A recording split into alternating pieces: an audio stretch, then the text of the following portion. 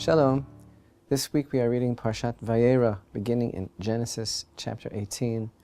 And the Parsha provides us with many beautiful insights into the personality and the career and the dynamic attributes of our forefather Abraham. And indeed, in this one particular Parsha, we find the announcement, the prophecy of the birth of Yitzchak, and the Parsha ends with the crescendo of Abraham's 10th and final test, the Akedah, the binding of Yitzchak. So there are many things, many opportunities that we have to learn, many examples, many elements in the vast portrait of the life of Abraham are included in this Parsha, Parashat Vayera. And in past years, we've explored a number of different themes from this Parsha. We've talked about the aspect of hospitality, Abraham's tent that was open from all four sides. We've talked about the miraculous nature of the birth and the existence of Yitzchak and what that means for the Jewish people. We've talked about aspects of the Akedah. And I'd like to talk now about something really extraordinary and difficult to understand, one of the major events in Parashat Vayera, and that is Hashem's destruction of the wicked cities of the plain, 5 cities altogether, most famously Sodom and Gomorrah, Sodom and Amorah, and the unique intervention of Avraham, avinu, Abraham's need to pray for these people, his extremely high-profile, very, very hands-on approach and attempt to dissuade Hashem's decree of destruction. The more that we understand about Avraham and who he was and his very unique relationship to the world and to Hashem, the more that we can understand why he was so motivated from such a pure place, obviously, to try and step in and save the people of Sodom.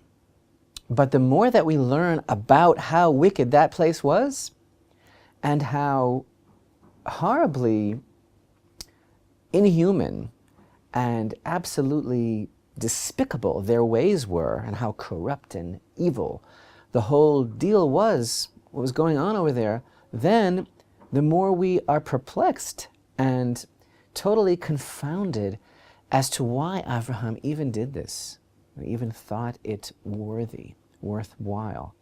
So we have a bit of a conundrum, I think, in trying to understand the message, the nature of Avraham's intervention for the wicked cities, the people there, his hope that there would be enough righteous men in those cities to protect with their merits everyone else in the cities. So we can begin our question with the verse that we read, "And Hashem said, shall I conceal from Avraham what I do, now that Avraham is surely to become a great and mighty nation, and all of the nations of the earth shall bless themselves by him? For I have loved him, because he commands his children and his household after him, that they keep the ways of Hashem, doing charity and justice, in order that Hashem might bring them upon Abraham that which he had spoken to him." So this verse is a key to understanding the mystery of this whole concept, Abraham's relationship in prayer, his prayer relationship with these wicked cities. What is going on in these verses? I don't understand. Hashem said, shall I conceal from Avraham what I do? What exactly did I think? Why would I have a notion, why would it occur to me that it isn't okay for Hashem to conceal something from Avraham? The Torah is telling me here, Hashem is saying, shall I conceal then from Avraham what I do? How could I do that now that Avraham is surely to become a great and mighty nation, and all the nations of the earth shall bless themselves by him, for I have loved him, because he commands his children and his household after him that they keep the way of Hashem, doing charity and justice. So my question when confronting this verse would be, well, does Hashem owe Avraham some sort of explanation? Does he have some sort of contractual obligation with Avraham to tell him what's going to go down?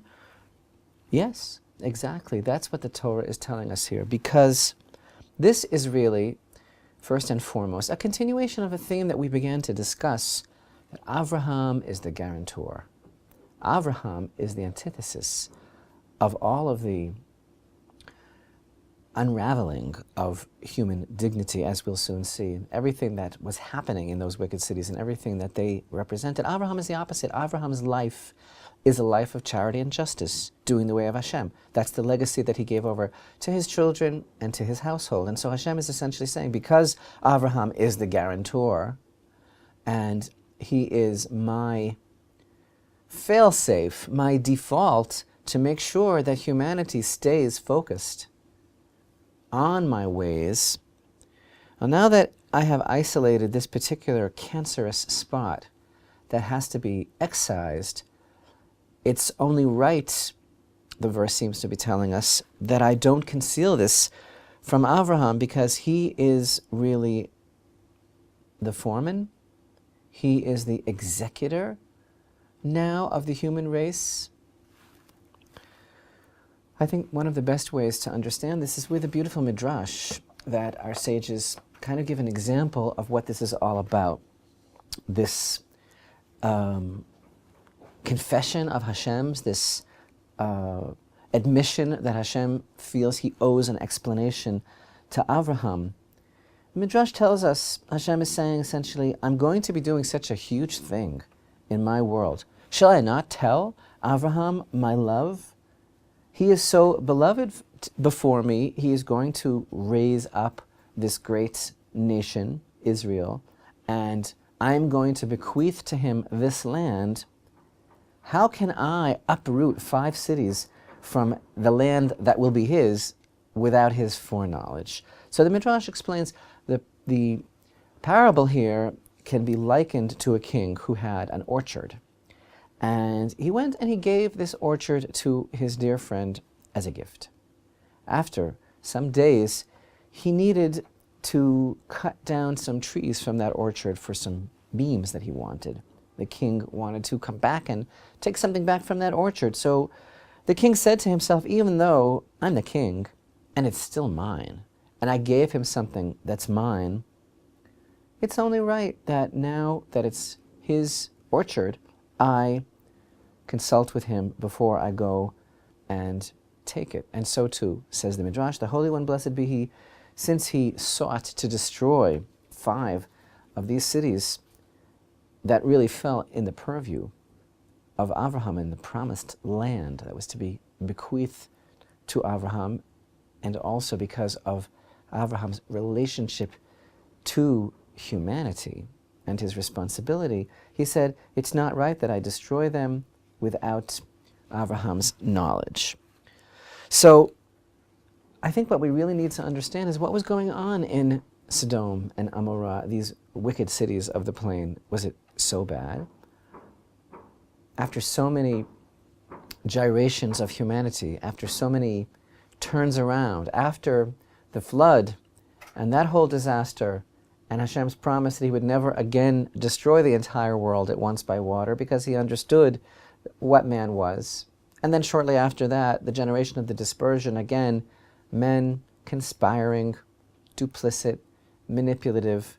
Now we have, again, a pocket of humanity that seems to have totally lost it.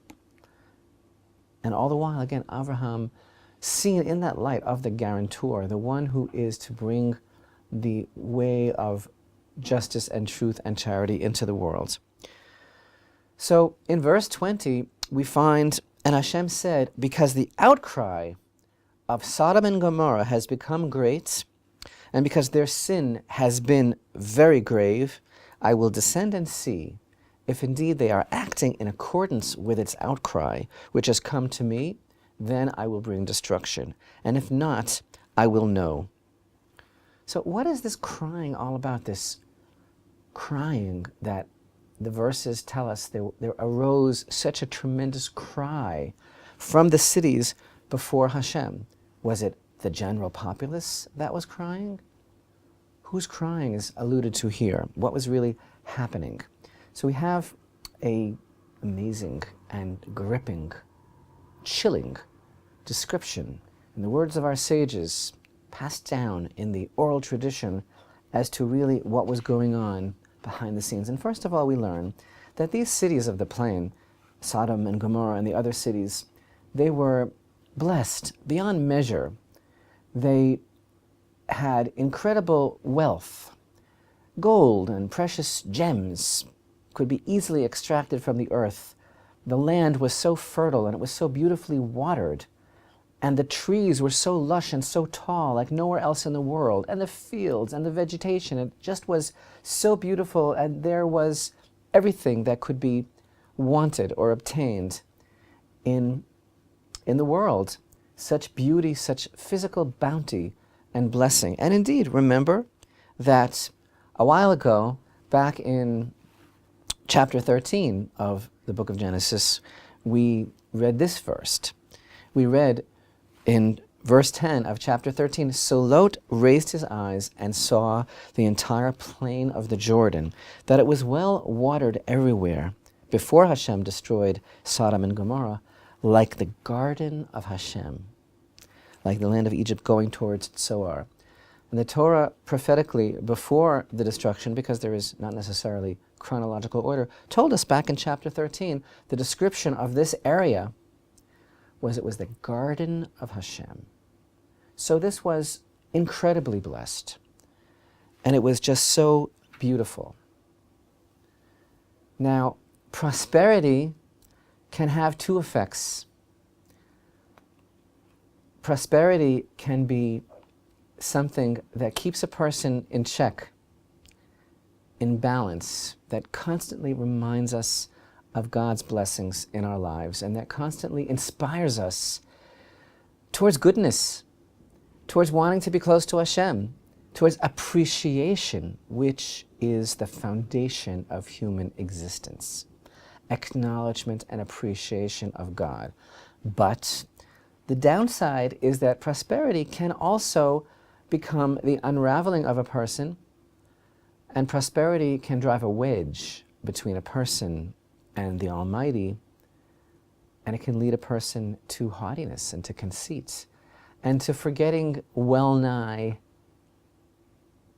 indeed that a person was even created in the divine image. And so the sages tell us that what happened in the case of the people of Sodom was that they looked around, saw this incredible bounty, and said that since we have such a beautiful blessing in our land, and food is so abundant, silver and gold can be easily extracted from the ground, beautiful gems, beautiful water, we have everything we need.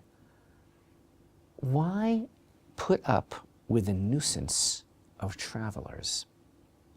They said, we have to shut down the borders and forget all about the whole, what's called, in this midrash, it's quite beautiful, it's called Torat Orchim, meaning the Torah, the lessons of hospitality. Let's strike it from our town records. We don't have enough to share, and we don't want strangers coming by. We don't want any strangers to intrude, because we don't want to share anything. We don't want them to diminish our supplies. And so they actually made a rule, made a number of rules, made a whole charter regarding how guests should be treated. One thing led to another, and these people actually just fell apart altogether in terms of every aspect of humanity, of dignity, of caring about anyone. They became so evil. They became really the human image just reflected in a negative image. The verse tells us in Genesis 13, and the people of Sodom were evil, and they sinned greatly before Hashem. Why both words? What is the difference between evil and sinning? And our sages tell us they were evil to each other, and they sinned greatly before Hashem in terms of sexual immorality, idolatry, and murder. And those, of course, are the big three, which are symptomatic of the total destruction of humanity. But here, murder, sexual immorality, and idolatry became the law of the land, and one who was not willing to uphold these as sacred principles was one to be tortured and killed. And so the Midrash gives us chilling examples, and some of them I can't even read to you, of what went on in this place. Oh, there's a famous example of one of the daughters of Lot himself, who married one of the aristocracy of Sodom. She married into one of the important families. And she saw a poor man just kind of shambling and rolling around in the gutters. He had nothing. And she took pity on him. And so she, when she would go out with a large pitcher on her shoulder every day to draw water, in the pitcher she concealed bread, because you see it was a crime to feed the homeless in Sodom. It was a crime to encourage wayfarers. So she felt terrible when she saw this person suffering, so she concealed bread, brought it to him every day in this pitcher that was for drawing water. And people in the town began to suspect that something was up, because they said to each other, this poor man, why hasn't he died yet? Why is he still here? What's keeping him going? He doesn't have anything. We made sure of that. And finally they began to suspect, and they formed a committee, some sort of commission. And they looked into it, and they discovered the truth, and they took her out, and they burned her to death. And she cried out, God, King of the universe, do justice and judge me, judge between me and the people of Sodom. And her cry arose before the throne of glory. And there are other examples. And when this verse tells us that Hashem descended to see if things are as bad as the cry that arises before me, it's referring to the cry of these righteous individuals who died for the sake of the very charity and justice that Abraham stands for, the very charity and justice that had been outlawed in this city. And so there are more examples that are given in the Midrashim about how corrupt the judicial system was, how the judicial system was actually united and bent on the total cynical manipulation and subjugation of the populace, so that they found ways of authorizing mass robbery and stealing from the populace. All sorts of stories are given about taxes that were levied on people who had to pass by the environs of the city. And when they didn't pay it, they were brutalized and beaten until blood flowed. And then when they were brought before the justices would say, well, you have to pay them for the fact that they did an operation on you of bloodletting, which is very healthy. They aired out your blood a little bit, so now you have to pay them for that service that they rendered to you. Horrible, horrible things, one after the other examples. And even on the local level, forget about wayfarers. There were two local girls who lived in Sodom. And they used to go every day to draw water from the well. And eventually one said to the other, you look terrible. What's wrong? And she said, we have no more food in our home. And I'm really rapidly approaching death. And so she took pity on her friend, and she too filled up her pitcher with flour. And they switched the pitchers. And when the men of Sodom realized what was going on, they took her as well and judged her and burnt her to death. And her cry too arose before Hashem. So Of course, there's the famous example that everybody knows about the Midrash that tells us that when a wayfarer would come to Sodom, they had a special bed, special size bed for visitors, and it was only one size. And if a person was too tall for that bed, they would cut off his legs so that he fit. And if a person was too short and didn't fit perfectly, they would stretch him until he fit. So they only were willing to accept someone that was completely on their terms. Obviously, the Midrash is telling us. But when we learn of the way in which people were treated, wayfarers, those who lived there, the utter contempt for human life, the united effort to snuff out the breath of life wherever possible. What we begin to understand regarding this cry that arose, what we begin to understand about Hashem's decision to destroy the wicked cities, we begin to understand that they came to a point where they lived evil for its own sake. What other explanation is there? How do we define a society that actually cherishes a behavior that will lead to more and more death and decay? How do we explain the formation of a society that cherishes all of the crimes and all of the heinous undoings of the divine image that will actually lead to a horrific end for humanity? Murder and immorality and the perversion of justice.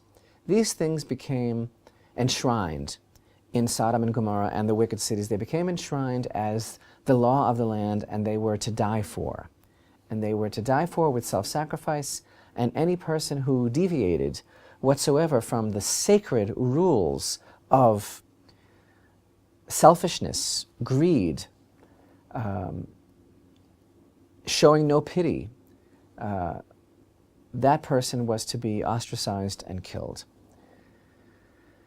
All of this makes the conundrum of Avraham's involvement with these people in prayer even more perplexing. Again, we understand from the outset Hashem's relationship with Avraham was such that Hashem felt Avraham being the one who will ensure that humanity retains its dignity, the one who is to bequeath charity and justice and my ways to the land, the one whom, through his children, through Israel, that will live according to my ways, all humanity will be blessed. And this taking place in the land that I bequeath to him, I owe him an explanation. But it's harder for us to understand Avraham, the man of God, the friend of God, whose whole life, by the way, and this is so ironic to reflect upon, Avraham, everything that we know about him, what is stressed in the words of our sages and what we see clearly from the allusions in Parashat Vayera, his tent open on four sides, his pain at not having wayfarers to feed on the third day after his circumcision being greater than the pain he actually had from the operation.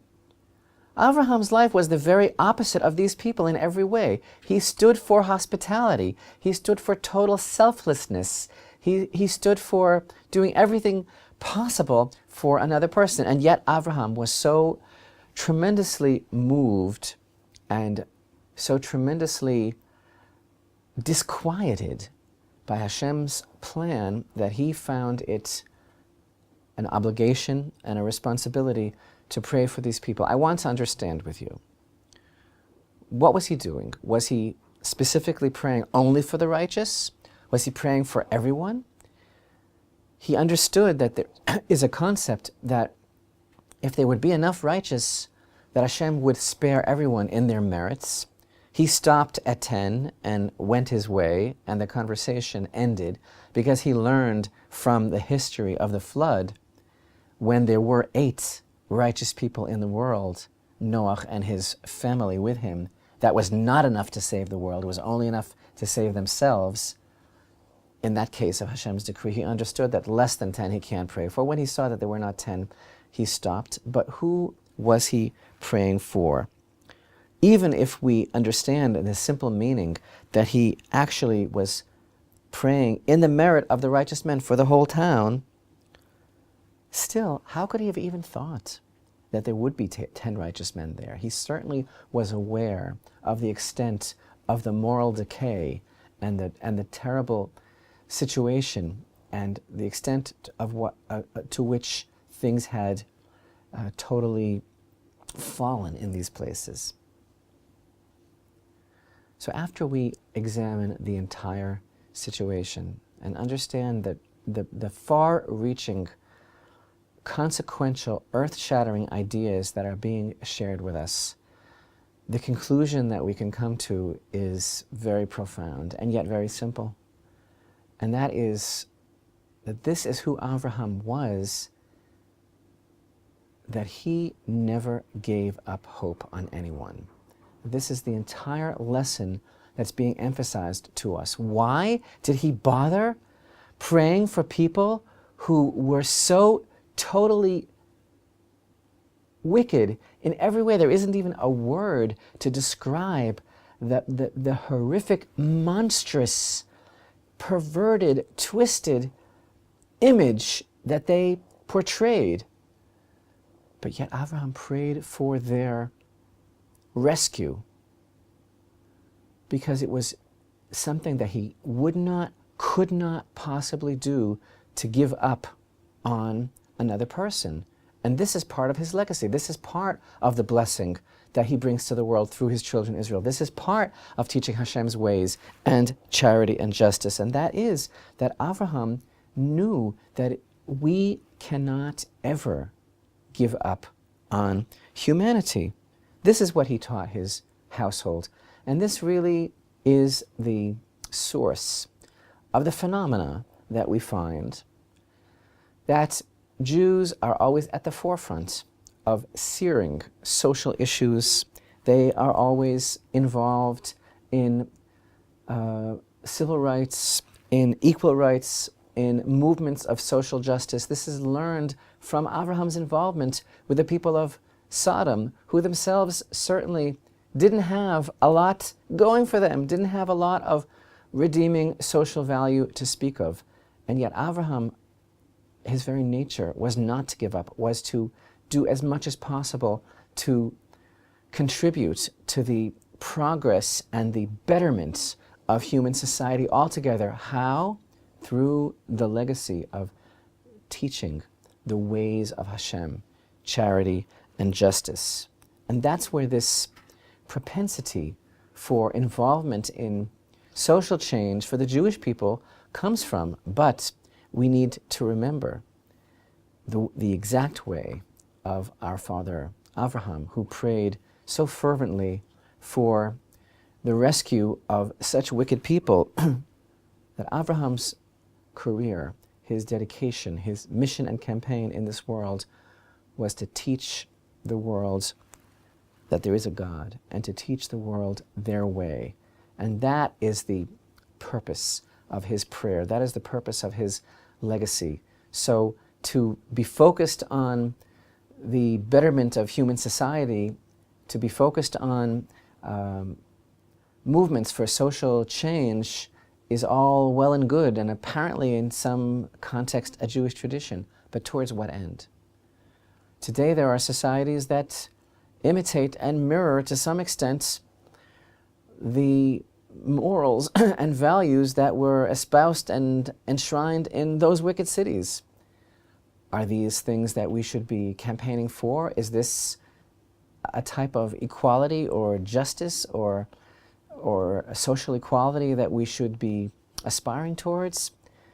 Avraham's goal in praying for the people of Sodom was predicated on his belief that it's not possible, that we cannot, that we must not ever abandon our hope in the dignity of mankind, in the divine spark within a person, that we must not, cannot, should not, will not ever give up hope on a human being, but the secrets to ensuring the survival, he knew, of the human race, and the mission which God gave him was to ensure this through teaching the whole world that the only real reality is the reality of the one true living God.